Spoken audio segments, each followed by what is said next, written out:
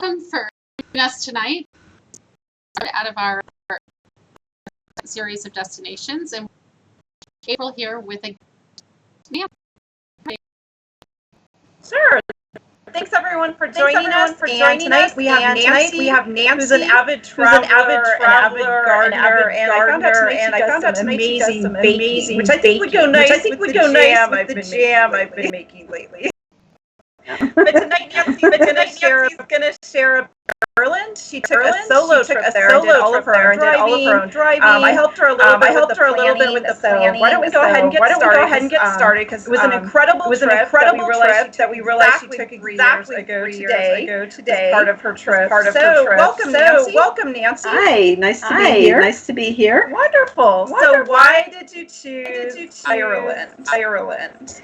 So Ireland was one of my bucket list trips. All through my 40s, and I had little kids, and I read a lot of romance novels to escape.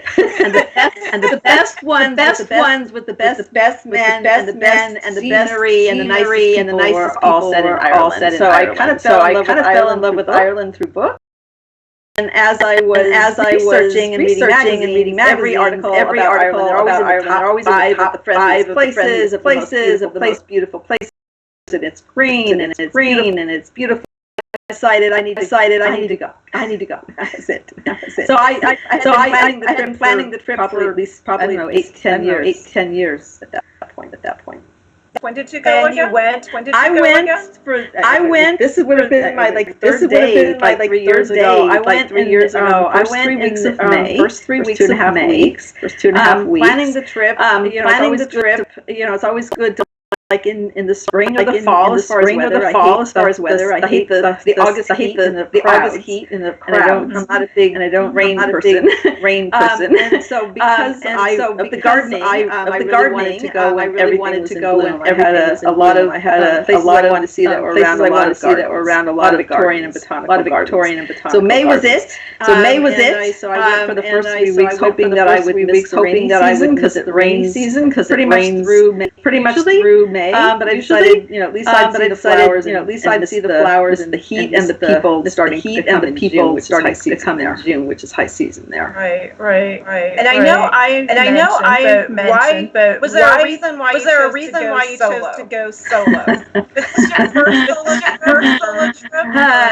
So I'm a pretty independent person. I travel a lot for business. I'm also a little pig-headed. I want to always doing things for other people. So lots of kids. So I definitely planning this trip so long. I've done so much research and I picked out so many amazing things I really wanted to do. And places I wanted to see and how I wanted to stay. And frankly, I didn't want money to be a limiting factor. Being able to do something I wanted to do. Since this is my big trip. When I thought about people I would travel with as far as friends, nobody really fit the with my friends to be able to do what I wanted to do. And I didn't want this trip to be with people I had never met before. I decided to go out on my own and do what I wanted to do. I was brave, but it was. And I'm a planner, so it was really exciting planning it. I felt comfortable most of the time being by myself. It was pretty good. So why don't we go ahead and planning a little bit. And I know I gave you some tricks before you went, but tell us about how you planned the trip a little bit. Go into it a little bit more. I know. So I'm an organized planner. I had started early on. Every time I read something, an article, clicked on something or a picture, I would put it in a folder called My Ireland Trip. As I got closer to. I tried to find a trip planner, and you turned me on to a lovely trip planner. Publishes a book every year. And places to go in Ireland. The sites, and she does where to eat. Lovely book. And so you and Sheila on to her. And so I connected with her and started talking to her like probably in September or May. Very planning. And then she sent me like a questionnaire, and that was really helped me organize my thoughts and my priorities. And I actually literally took all of my stuff in my file, and I went through her book county by county, and I really just identified these are the places that I really have to see, and these are the things that I would like to see, and here's the experience I'd like to have. I sent it back, and then she and I worked together, and we kind of took about 2 or 3 turns to plan what we wanted to do, and then as soon as we nailed that down, then she organize the path of how I would go. In between, I definitely got on like Google Maps to figure out how to drive, because I was driving. that was the big decision. I wanted to be, that meant driving myself. So I definitely spent a lot of time on Google Maps and Google, just looking at how far is it between one place to another? Is it a reasonable amount of time for me to not be in the car all day and have enough time to do it? So I definitely tried to limit my driving to no more than like an hour and a half to the next destination, even if it's just a stop along the way. And probably no more than 3 or so hours total driving time. So I was not in the car, but being in the car was amazing. Sometimes scary, but it was amazing. I got off the back roads. So I got to drive where I wanted to drive. So all of that planning paid off. What she was amazing about was we had like touch points where I wanted to end up at each stop, like what the hotel was I would go to that was, far enough away with enough really cool things to do in between. But she left me with, you can do this or this or this or this. So again, you go on Google, you say, okay, do I want to, go to this bar, or do I want to stop at this garden, or do I hop on, hop off bus? What do I want to do? And so I had enough that I had to do, but if I woke up, stop someplace and wanted ability in my option way, I could really flex. Yeah. Tell me about meeting some of the stories about locals. Yeah. Well, what's fun about this is that island, the people are so I purposely in bed and breakfast. And it was true that not only and they welcoming you, right, welcome you into their home and sharing their where you should go, but also meeting some of the guests and stuff along the way. But I every night and kind of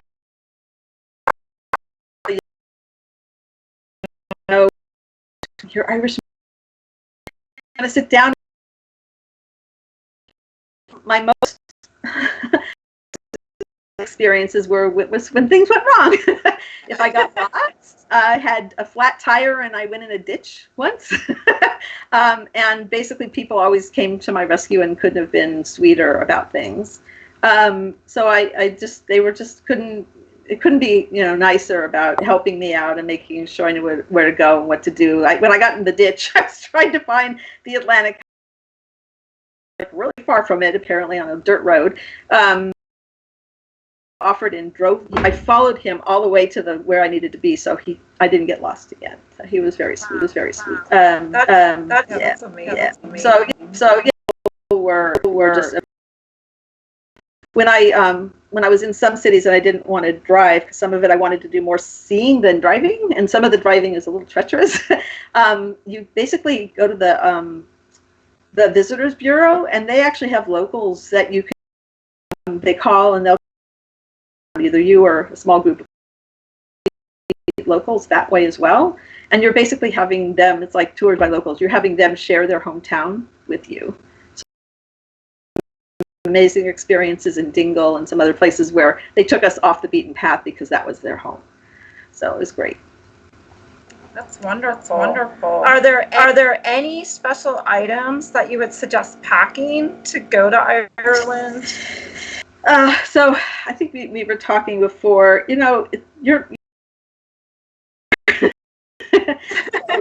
There isn't anything like if you forgot.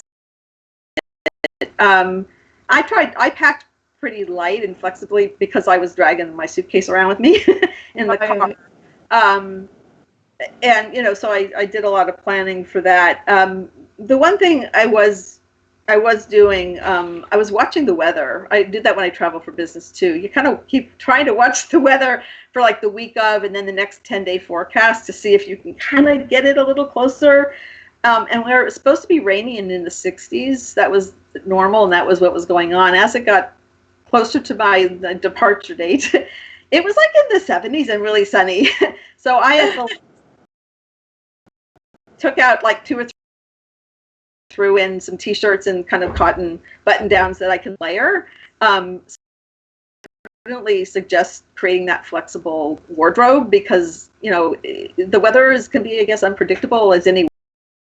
But I also didn't, it's easier to layer than it was for me to wear all those sweaters. So for me, I have to wear coats, so sweaters in there. I just hate dragging around a coat.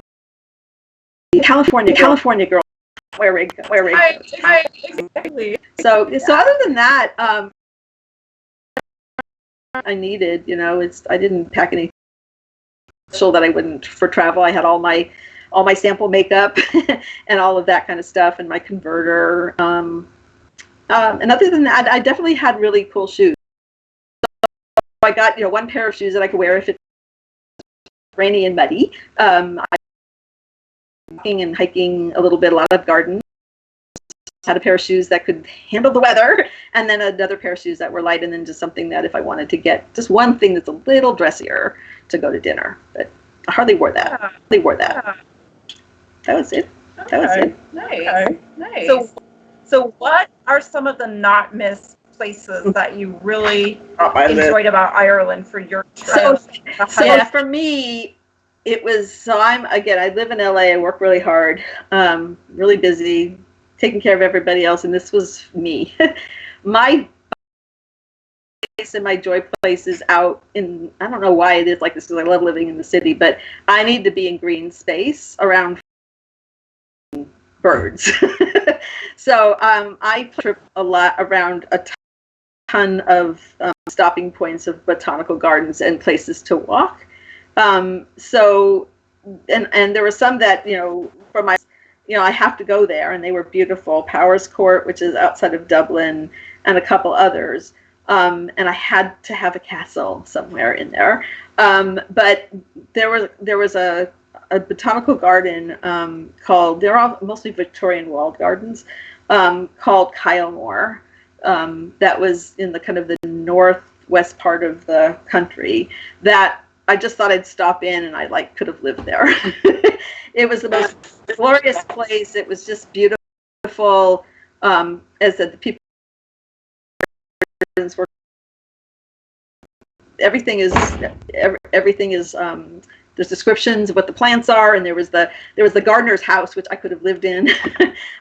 So that was amazing. So I wouldn't miss Kylemore at all. I did do my castle, and it was kind of fortuitous. I don't know if she planned it or I planned it, after driving and being so stressed out a little bit if you're driving on the wrong side of the road. And the highway, something to get used to. The castle was almost right in the middle of the trip. So I was driving and going to bed and breakfast, and I got to the castle, and I spent 2 nights there. So I was able to park the car and just be taken care of. So I stayed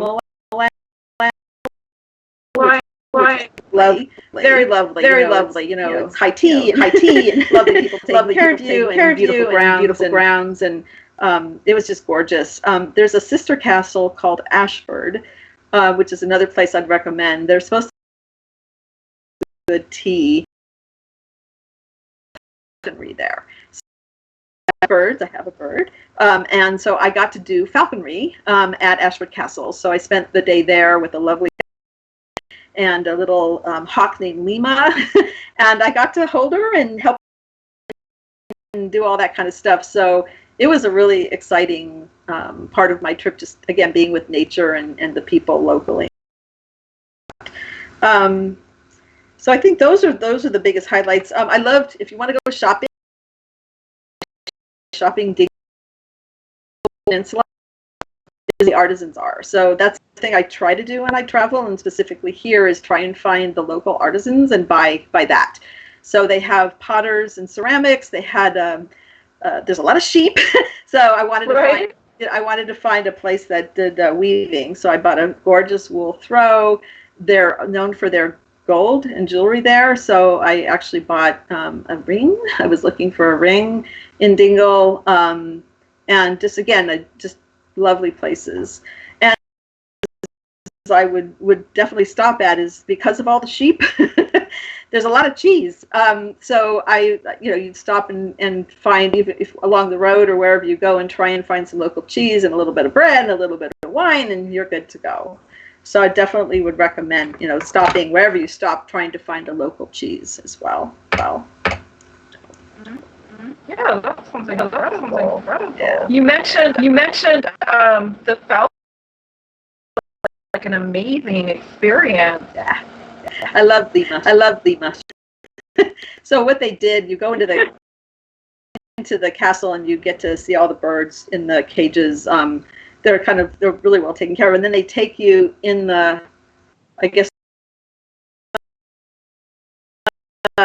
bird you're going to be with from when she was hatched all the way to where she is today. So you got to see her baby pictures and everything. Oh. And we actually walked into a little area. It's like being in the middle of a forest. So as Lima got used to me, she would go fly off into come back and land on my arm, and just like we bonded. It was lovely. Experience. It really was. Yeah, that's fabulous. Fabulous. Which I know you touched on. Terrifier. So I don't know. Yeah, I added to that. Yeah, the interesting thing about traveling alone. So I was probably overly confident about the quality of Google and GPS. So I definitely printed everything ahead of time and tried to make sure I knew where the hell I was going. I also left, and by the way, in May, the sun doesn't set until 9 o'clock at night. So I never really, I don't like driving at night when I don't know where I'm going. There was just one day I did that. Right. And so GPS I was telling you, so when I'm in the car I found a great radio station that played every morning. So you sing at the top of your lungs, right? So I think there was doing America Story or something like that. And I was just singing away and trying to follow, the GPS. And I ended up on this little dirt. I was trying to find the coast island to find a lighthouse. Well, it's just taking me down this road, and it tells me to turn right. And it's telling me to turn left. And I'm not really paying attention to what I'm doing.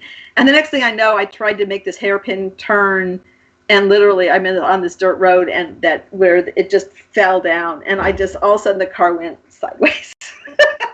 That was my ditch. So it was, I'm I did rent from, I think, Hertz or something, the local Hertz. So, and told them I was in a ditch. They were very friendly, but also I was really in the middle of nowhere, but up on the hill, there was a gas station or something. There was some kind of something up there, and the guy saw me, and he literally got in his truck and drove down to make sure I was okay, within minutes. Oh my God. And then he went and got the tow truck and a board and got me out of my ditch, and he was the guy who led me, on my way to get to the Atlantic coast road. I decided not to go look at the lighthouse because I was stressed out. So a nice scenic drive, deciding not to look for anything and just keep heading toward my holiday. So that was one of them. And I had a flat tire once, and on a road where I thought people were going to crash into me. But again, it turned out fine. When I got to drop the rental car off, they kind of could see I had a couple of mishaps in the car. They didn't charge me anything extra. There's no damage to the car, but you just have to go with that. I'm like, okay, this is the worst that could happen. I have a flat tire. I'll just deal. Yeah. Just gotta roll with the punches. That was it. Nothing. One last mishap was when I hiked up to the top of the Cliffs of Moher, which is quite a long hike. I wear glasses to drive at night. I had my glasses pinned to my shirt, and then I got down and went to the car, and my glasses weren't there anymore, and I ended up walking all the way back up to the top of Cliffs of Moher again, and I actually found my glasses halfway up there on the grass. So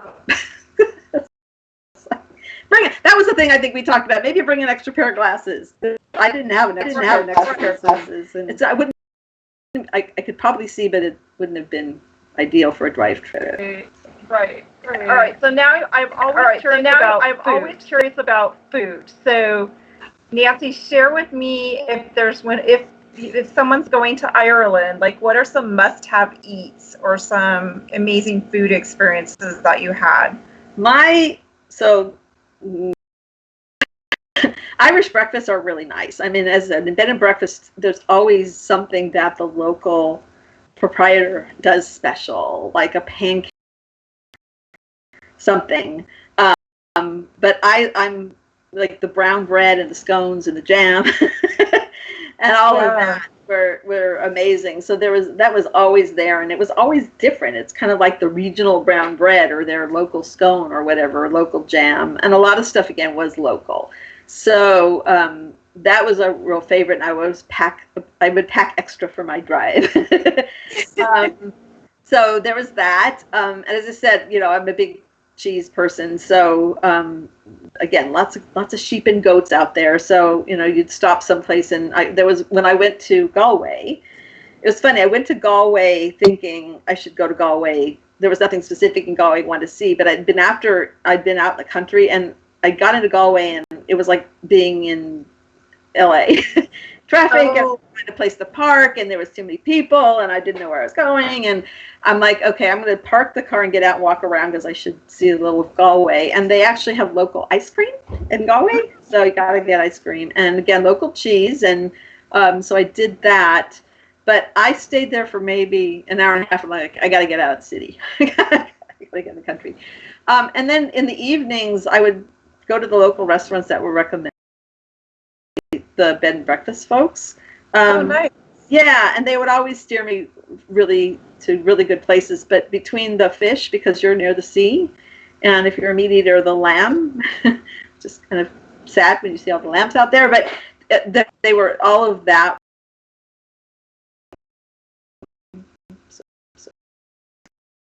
So that I had local wine with dinners. Of course, you can't buy it here, but.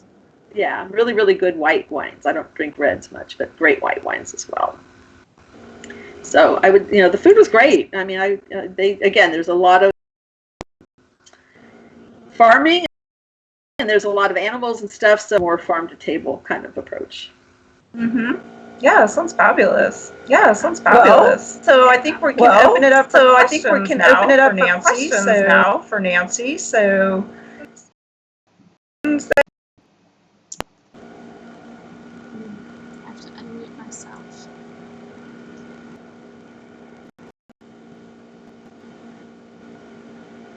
There, I think it just took me a second to unmute myself.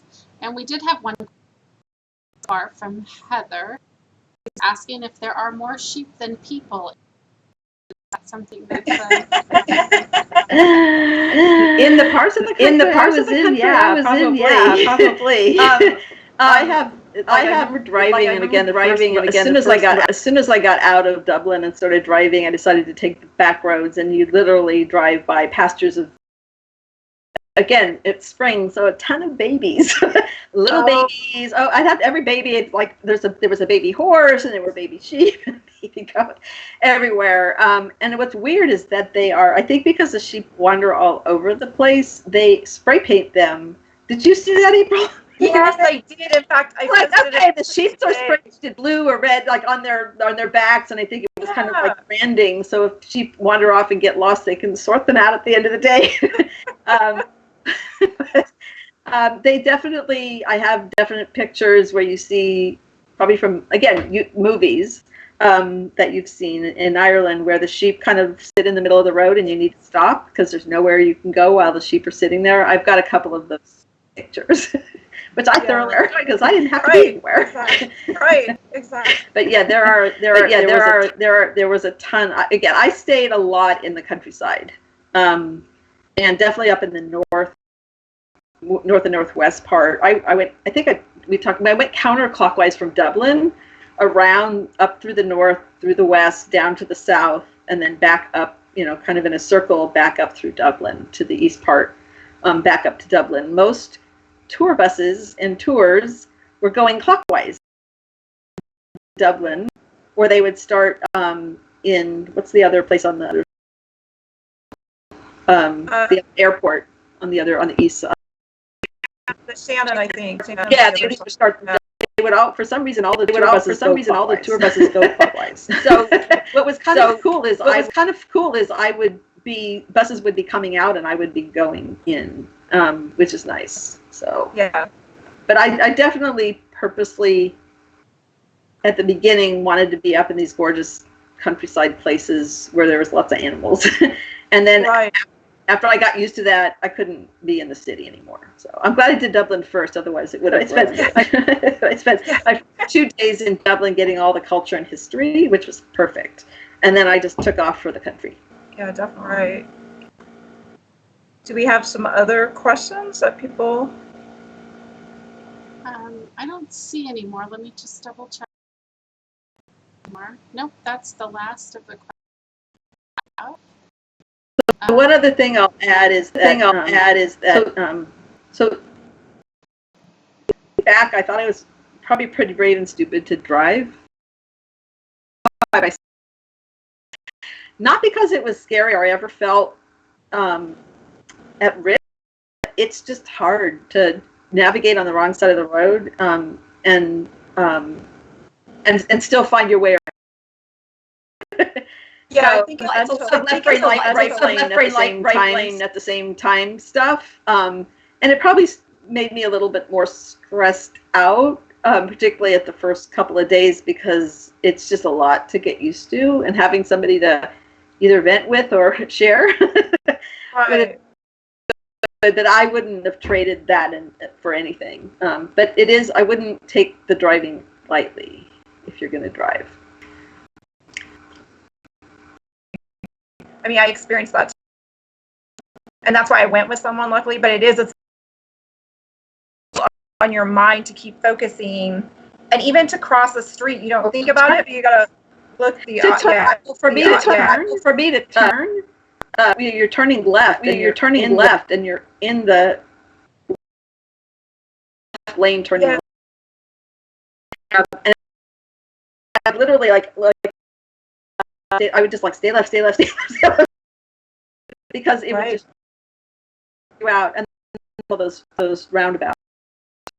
I didn't find them terrible, but you miss them a couple times. And I did get lost when I went to Cork on the freeways, and I couldn't figure out how to get off the freeway. It was infuriating because I didn't want to be on the freeway. Yeah, very frustrating at times. Read the signs and yeah. Particularly if a little lost, it gets a little stressful. And trust me, you will get lost, and I was ready for that, but I survived and did great. So and you got pictures. I think Cindy shared pictures. I think you won't ever forget. It definitely hit the bucket list. Exactly. I have to. Yeah. So I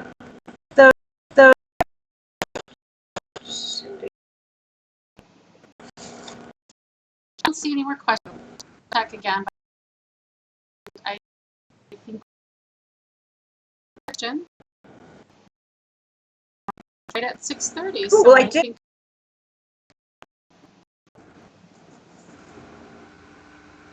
think we're good to Yeah, I wrap up, prepared April. a little cheat sheet. Yeah, I was going to say, I did prepare a little cheat sheet if anyone would like some of the notes from Nancy, including the guidebook. She has a wonderful guidebook, incredibly detailed information, some of Nancy's Castle State information. So if you want to message me, find up through Eventbrite, I don't know, leave a comment, a YouTube video or something, we can email that out to you, and hope you'll join us next week in our Destination series. We have Suzanne, correct? And she'll be sharing about Puerto Rico, correct? Right. Yep, that's what we got. So thank you everyone for joining us. It was really wonderful. Thank you so much again for telling me about. I love reliving Ireland. I love reliving Ireland. I love reliving it too. This is my 3-year anniversary of my trip, and I still like enjoy it all the time. So I enjoy talking about it. Thank you for having me. Well, thank you. Thanks a lot for joining us. All right, everyone. Thanks a lot for joining us. Take care. Bye, guys. Good night, everybody. Take care. Bye, guys. Take care.